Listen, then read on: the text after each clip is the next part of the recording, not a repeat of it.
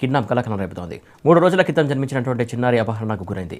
బీహార్కు చెందినటువంటి నిర్మల ఆసుపత్రిలో చేరి ఆడబిడ్డకు జన్మనిచ్చింది. కాగా బంధువుల దగ్గర ఉన్న పాపను దుండగులు అపహరించినట్టు పోలీసులకు తండ్రి ఫిర్యాదు చేశారు. కేసు నమోదు చేసిన పోలీసులు దర్యాప్తు ప్రారంభించారు. బీహార్ రాష్ట్రానికి చెందినటువంటి మనోజ్ రామ్ నిర్మల ఉపాధి కోసం వచ్చి గ్రానైట్ క్వారీలో పనిచేస్తున్నట్టు తెలుస్తోంది. రోజుల క్రితం రావుపేటలో ఆల్రెడీ బీహార్ నుంచి ఒక ఫ్యామిలీ వచ్చి ఇక్కడ వర్క్ చేసుకుంటాం. తిరుమల డెలివరీ గురించి మాతా శిశు కేంద్రం ఇక్కడికి వచ్చి 16th రోజు నార్మల్ డెలివరీ కావడం జరిగింది. బేబీ గర్ల్ పుట్టిన తర్వాత యాక్చువల్గా ఎర్లీ మార్నింగ్ అంటే వాళ్ళు మనకు కొద్దిగా ఫిట్స్ ఉండటం వల్ల డాక్టర్స్ ఆమెకి ఐసీయూ కేర్లో ఇచ్చుకుంటుంది.